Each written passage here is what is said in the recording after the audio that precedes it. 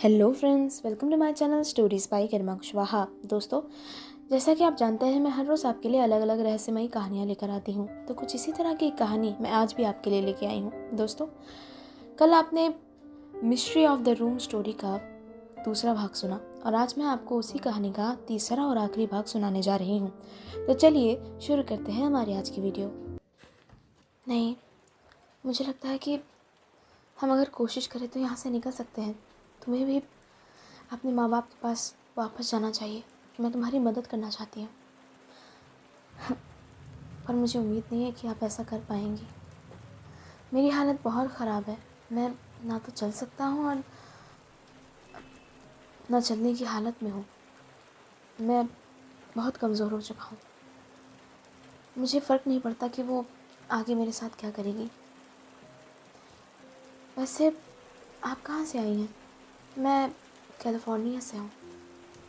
मैंने नर्सिंग का कोर्स किया है। तो फिर आपने अपना काम क्यों छोड़ दिया? आप यहाँ क्यों आ गई? अब ठीक है, तुम्हें बता देती हूँ। ये बात मैंने आज तक किसी को नहीं बताई।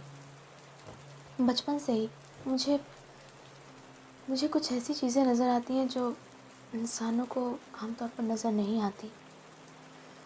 मैंने ये बात अपने माँ बाप को बताने की कोशिश की और फिर उन्होंने मुझे एक मेंटल असाइलम भेज दिया। 3 साल तक वहाँ रहने के बाद भी मेरी सेहत में कोई सुधार नहीं आया। पर हाँ, मैं इतना ज़रूर समझ गई कि ये बात मुझे अब किसी को भी नहीं बतानी कि मुझे क्या नज़र आता है। जब मैंने हॉस्पिटल में नौकरी करने की शुरुआत की, तब वहाँ इस तरह की चीज़ों की बेहद भरमार होती थी। मेरे लिए ये अंतर करना बेहद मुश्किल हो गया था कि कौन सा इंसान ज़िंदा है और कौन सा मुर्दा। ओह हाँ, वैसे अब कैसी तबीयत है तुम्हारी? मैं ठीक हूँ, पर मेरे ख्याल में तुम्हें यहाँ से चले जाना चाहिए जितना जल्दी हो सके, क्योंकि वो यहाँ आती ही होगी। उसे किसी न किसी गड़बड़ का एहसास हो गया होगा। क्या क्या तुम्हें उसकी कोई ऐसी कमज़ोरी पता है जिससे हम उसे हरा सकें, या कोई तरीका जिससे वो कुछ देर के लिए बेहोश हो जाए या कमज़ोर हो जाए, या फिर वो सारी सिरिंज वो उन सारी सिरिंजों को मुझे लगाती थी ताकि मैं एक तरह से पैरालाइज़ हो जाऊं। उसने मुझ पर किसी तरह का जादू किया था और उस जादू के हिसाब से जब तक मुझ पर सूरज की रोशनी ना पड़े तब तक मैं होश में नहीं आ सकता। और आज जब तुमने मेरे कमरे की खिड़कियाँ खोली, तब सूरज की रोशनी ने मुझे जगा दिया। उसकी सारी ताकत उसके बालों में है। वो हर लड़की जिसे वो मारती है, वो उसके बालों को अपने बालों से जोड़ देती है। अगर हम उसके बाल काट दें तो, पर ऐसा करना बहुत मुश्किल है। तुम उसके करीब कैसे जा सकती हो? वो बहुत ताकतवर है। कोई ऐसा तरीका जिससे हम उसे कमज़ोर कर सकें? 1 मिनट, मैंने तुम्हारे इंजेक्शन की सारी सिरिंज तो सिंक में खाली कर दी थी, पर ड्रॉर के पीछे की तरफ एक सिरिंज बची हुई थी। अगर हम उसके ऊपर भी उसका ही इस्तेमाल करें तो क्या वो काम करेगा? मुझे इस बात का कोई अंदाज़ा नहीं। आज तक किसी ने कभी कोशिश ही नहीं की। हो सकता है कि काम बन जाए। मैं ज़रूर कोशिश करूँगी। और ऐसी कौन सी चीज़ें हैं जिससे भूत या चुड़ैल डरते हो? मुझे नहीं पता। शायद लाइब्रेरी की किसी किताब से तुम्हें कोई जानकारी मिल जाए। वहाँ किताबें भरी पड़ी हैं। ठीक है, तुम यहीं बैठो, मैं तुम्हारे खाने के लिए कुछ ले आती हूँ और किताब भी देख लेती हूँ। सूज़न लाइब्रेरी गई और वहाँ उसने किताब ढूंढनी शुरू की। कितनी देर तक माथा पच्ची करने के बाद उसे एक पुरानी सी किताब मिली जो इन पुरानी काली शक्तियों के ही बारे में थी, और उसने उसे पढ़ना शुरू किया। जब इन तरह की शक्तियों को हराना हो तो आपको मन में मजबूत इच्छा शक्ति लेके चलनी होगी। रात के वक्त उनकी शक्तियाँ बहुत मजबूत हो जाती हैं और दिन के उजाले में वो उतनी ही कमज़ोर हो जाती हैं। इसलिए कोशिश करो कि तुम उसका सामना दिन के वक्त करो, रात के वक्त नहीं। और जब तुम उसका सामना कर रहे होगे, तब हमेशा अपने दिमाग में एक बात कायम रखना, तुम उससे कहीं बेहतर हो और तुम उससे कहीं ज़्यादा शक्तिशाली हो, क्योंकि तुम्हारी आत्मा पवित्र है। मुझे तरीका मिल गया है। अगर अगर वो सुबह के वक्त यहाँ आती है तो हम आसानी से उससे निपट सकते हैं। कहते हैं कि वो सुबह के वक्त कमज़ोर होगी। मैं उसे किसी न किसी बात में उलझा के उसे वो इंजेक्शन लगा दूँगी, और जैसे ही वो कमज़ोर हो जाएगी तो मैं उसके बाल काट दूँगी। तुम्हारी योजना सुनने में बहुत अच्छी लग रही है, पर मुझे नहीं लगता कि हमें सुबह तक का वक्त मिलेगा। पर तुम ये कैसे कह सकते हो? मौसम को देखो, मौसम बदल रहा है। वो जब भी वापस आती है यहाँ का मौसम बेकार हो जाता है। पूरे दिन बारिश, आंधी, तूफान और इसी तरह का बेकार मौसम। और देखो, मौसम ख़राब हो रहा है। हाँ, वो तो मैं देख पा रही हूँ, पर तुम्हें क्या लगता है उसे यहाँ आने में कितना वक्त लगेगा? उसे यहाँ आने में सिर्फ 2 घंटे लगेंगे, ज़्यादा से ज़्यादा। क्या? हाँ, सिर्फ 2 घंटे, मेरी उम्मीद से। तो हम इतनी जल्दी क्या करें? तुम्हें भाग जाना चाहिए। मैं तुम्हें कब से ही बात कह रहा हूँ। हाँ, पर मैं तुम्हें ऐसे छोड़ के नहीं जा सकती। क्या क्या यहाँ कोई टेलीफ़ोन है? मैं भी ढूंढने की कोशिश करती हूँ। क्या पता कोई हमारी मदद के लिए आ जाए। सूज़न ने पूरे घर को छान मारा, घर में कोई भी टेलीफ़ोन नहीं था। उसके बाद वो वापस उस कमरे में आई जहाँ वो लॉरेंस को छोड़ कर गई थी। लॉरेंस अभी भी वहीं बैठा हुआ था। उसने अपने हाथ में एक चाकू पकड़ा हुआ था और उसने उससे अपने हाथ में एक छोटा सा चीरा लगाया, जिससे उसके हाथ से खून बहने लगा। सूज़न फ़ौरन दौड़ती हुई उसके पास आई और उसने कहा, ये क्या किया तुमने? वो चुड़ैल जानती है कि मेरा खून बहुत कीमती है। जितना मेरा खून उसके लिए बेहतर है, उतना ही बुरा भी। अगर अगर तुम इस चाकू को अपने साथ रखो और इससे उसके बाल काटने की कोशिश करो तो तुम्हारा काम जल्दी हो जाएगा और वो कमज़ोर हो जाएगी। या ये भी हो सकता है कि वो मर जाए। क्या ऐसा भी मुमकिन है? हाँ, वो जल्दी ही यहाँ पहुँच जाएगी। मेरे ख्याल में मुझे तुम्हें तुम्हारे कमरे में छोड़ देना चाहिए ताकि उसे हम पर शक ना हो। ठीक है, तुम मुझे मेरे कमरे में ले जाओ और मुझे उसी तरह बांध दो जैसे मैं पहले था। कमरे की सारी खिड़कियाँ भी बंद कर देना, और जब वो आए उसे ज़रा भी शक मत होने देना। पर तुम जो भी कर रही हो उससे मुझे डर लग रहा है सूज़न। वो तुम्हें भी नुकसान पहुंचा सकती है। पर मैं तुम्हें इस तरह यहाँ छोड़कर नहीं जा सकती। तुम नहीं जानती उसकी ताकत को। वो तुम्हें छलावा दे सकती है, तुम्हें कंफ्यूज कर सकती है, तुम्हें बहका सकती है, तुम्हें तुम्हारी ही यादों में घुमा सकती है। वो बहुत ताकतवर है। तुम्हें इस बात का ज़रा भी अंदाज़ा नहीं है सूज़न। जो भी होगा देखा जाएगा। सूज़न उसे उसके कमरे में उसी तरह बंद करके वापस आ गई जिस तरह वो हमेशा रहा करता था। उसके बाद सूज़न ने बड़ी ही सफाई के साथ अलमारी के ड्रॉर से वो सिरिंज निकाल ली और अपने पॉकेट में छुपा ली। और कुछ देर बाद सच में उसे दरवाजे पर एक दस्तक सुनाई पड़ी। सूज़न ने फ़ौरन आगे बढ़कर दरवाज़ा खोला। वो थोड़ी डरी हुई थी, और जब उसने दरवाज़ा खोला उसके सामने एक लड़की खड़ी थी, कुछ हद तक उसी की उम्र की। उसने सूज़न से कहा, हाँ, बाहर बहुत ठंड है और बारिश भी हो रही है। क्या मैं कुछ वक्त आपके घर में रह सकती हूँ प्लीज़? अब ठीक है, तुम रह सकती हो, पर ज़्यादा देर नहीं। ये घर मेरा नहीं है। इस घर की मालकिन जब वापस आएंगी अब तब तुम वापस चले जाना। आपका बहुत शुक्रिया। इतना कहकर सूज़न उसे घर के अंदर ले लेती है और दरवाज़ा बंद कर देती है। और जब वो घर के अंदर आती है तब वो सूज़न की तरफ मुस्कुराते हुए देखती है, और सूज़न भी उसकी तरफ देखती रह जाती है। ऐसा लगता है जैसे सूज़न सम्मोहित हो गई हो। और उसके बाद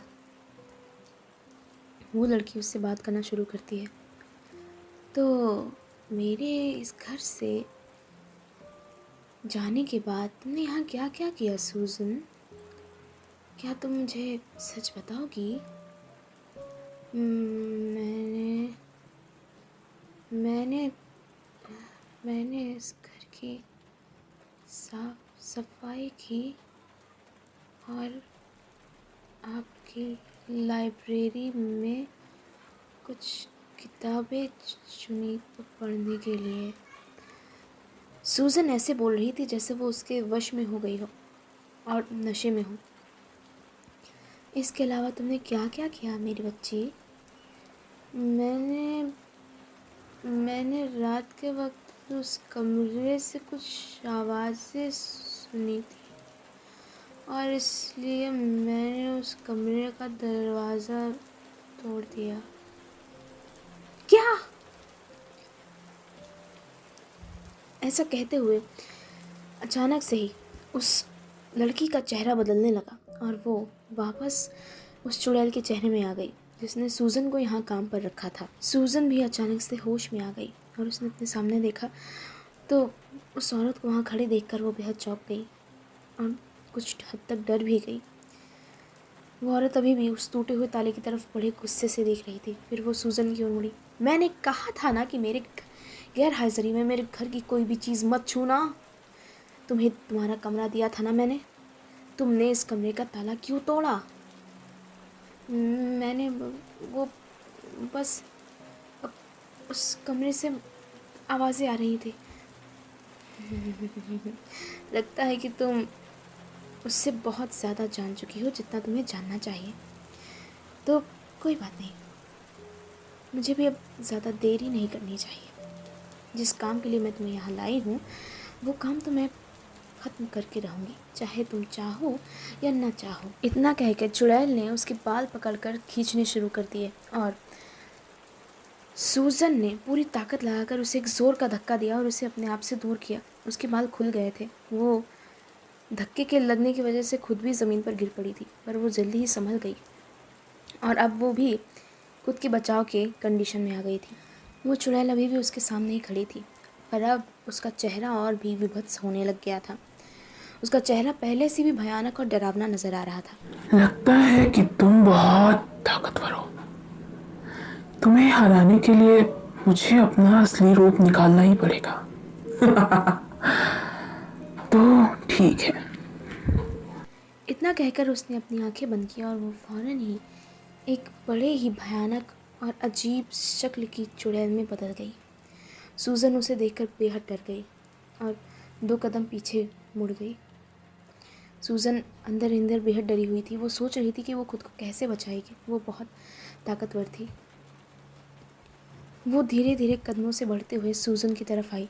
सूजन उससे बचने के लिए आगे भागी और भागते भागते अपने कमरे में चली गई, पर वो चुड़ैल उसके कमरे में उसके पीछे पीछे ही चली गई और जब सूजन ने उसे देखा तो वो और घबरा गई। उसके सामने कोई चारा नहीं था भागने के अलावा। उसने टेबल पे पड़ी हुई कुछ किताबें उठाई और चुड़ैल की तरफ फेंक के मारी और जब चुड़ैल उन किताबों से टकराई तब उसका ध्यान कुछ देर के लिए बट गया और उतनी देर में सूजन भागती हुई अपने कमरे से बाहर निकलकर हॉल में आ गई और उसके बाद वो भागती हुई किचन में गई और किचन का दरवाज़ा अंदर से बंद कर लिया। वो चुड़ैल लगातार उसके दरवाजे पर दस्तक दिए जा रही थी और अजीब आवाज़ में बड़बड़ाती जा रही थी। तुम्हें दरवाजा खोलना ही होगा। तुम्हें क्या लगता है तुम कितनी देर तक ये सब करके बच पाओगी? मैं तुम्हें यहाँ जिस काम के लिए ले आई हूँ वो काम तो होकर रहेगा और तुम भी कैद होकर रह जाओगी इन्हीं कमरों में, जैसे मैंने बाकियों को किया। उन सभी की लाशें और उनकी चीखें कभी इन कमरों से बाहर ही नहीं आ सकी।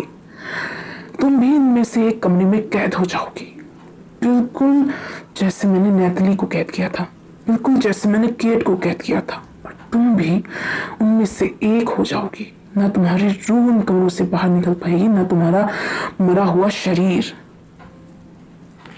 सूजन अभी भी किचन में थी और किचन में उसने एक एक अजीब सी एक अजीब अजीब आवाज़ महसूस की, बहुत हल्की सी, और उसने पीछे मुड़कर देखा। उसके पीछे एक लड़की खड़ी थी उसी की उम्र की और उसने सूजन से बात की। मैं ही नातली हूँ। मैं तो यहाँ से खुद को बाहर नहीं निकाल पाई, पर तुम ज़रूर निकालना। मैं तुम्हारी मदद करूँगी। वो बहुत ताकतवर है। उसने मेरी रूह को यहाँ कैद कर रखा है और मेरी जैसी कई लड़कियों को। ऊपर के सारे कमरे वो सब इसीलिए बंद है क्योंकि वहाँ भी हमारे जैसा कोई ना कोई कैद है। तुम्हारा बहुत शुक्रिया कि तुमने मुझे उस कमरे से आज़ाद किया। अब मैं तुम्हारी मदद करूँगी यहाँ से आज़ाद होने में। मैं उसे दरवाजे पर रोके रख सकती हूँ। मैं उससे बचने में तुम्हारी मदद कर सकती हूँ। तुम उस इंजेक्शन को जल्दी निकालो और हम उस इंजेक्शन को उस चुड़ैल के गर्दन में चुभा देंगे और उसके बाद जब वो कमज़ोर होगी तब हम उसके बाल काट देंगे। तुम आज़ाद हो जाओगी, मैं भी आज़ाद हो जाऊंगी। हिम्मत मत हारना। नहीं, मैं हिम्मत नहीं हारूंगी। नैथली, तुम्हारा शुक्रिया। इतना कह के सूजन ने फ़ौरन वो सिरिंज भर कर तैयार कर ली और उसके बाद इंतज़ार करने लगी उस चुड़ैल का। और कुछ ही देर बाद चुड़ैल ने धक्के देकर उस दरवाजे को तोड़ ही डाला और वो कमरे के अंदर आ गई। और कमरे के अंदर आते ही जिस इंसान से सबसे पहले उसका सामना हुआ वो नैथली थी। नैथली ने भी अपनी पूरी ताकत लगाकर उससे मुकाबला करने की कोशिश की और उसका ध्यान भटकाने की। और इसी बीच सूजन ने उसकी गर्दन में वो इंजेक्शन लगा दिया और उस इंजेक्शन के लगने के कुछ ही देर बाद उसका असर भी नज़र आने लगा। चुड़ैल को मूर्छा सी आने लगी और उसका अपने शरीर पे से संतुलन खोने लगा। और इसी मौके का फ़ायदा उठाते हुए सूजन ने उसके बाल काट दिए और उसके बाल काटते ही उसके मुंह से एक भयानक चीख निकली और उसके बाद उस घर का हुलिया ही बदल गया। हर तरफ जहाँ अंधेरा और कालिक थी वहाँ रोशनी और साफ़ सफाई नज़र आने लगी। और जब उसने नैथली की तरफ देखा, नैथली मुस्कुरा रही थी और वहाँ सिर्फ नैथली ही नहीं थी, उसकी जैसी कई और लड़कियाँ खड़ी हुई थी। ये देखकर सूजन को बहुत आश्चर्य हुआ कि आज तक उस चुड़ैल ने कितनी लड़कियों को अपना शिकार बनाया था। उसके बाद सूजन भागती हुई सीधे लॉरेंस के कमरे में गई और उसने लॉरेंस को कमरे से बाहर निकाला। वो भी काफ़ी हद तक ठीक था, बस काफ़ी कमज़ोर था। और उसके बाद वो उसे अपने साथ शहर ले गई और शहर में उसके परिवार को ढूंढा और उसके परिवार को ढूंढने के बाद उसका इलाज कराया गया, जिसके बाद वो बिल्कुल ठीक हो गया। हालांकि इसमें काफ़ी वक्त लगा पर आखिर में सब कुछ ठीक हो गया। तो दोस्तों, इसी के साथ ख़त्म होती है मेरी आज की कहानी। अगर मेरी आज की कहानी आपको पसंद आई हो तो प्लीज़ वीडियो को लाइक और शेयर ज़रूर कीजिएगा। साथ ही साथ मेरा चैनल सब्सक्राइब ज़रूर कर लीजिएगा। Thank you.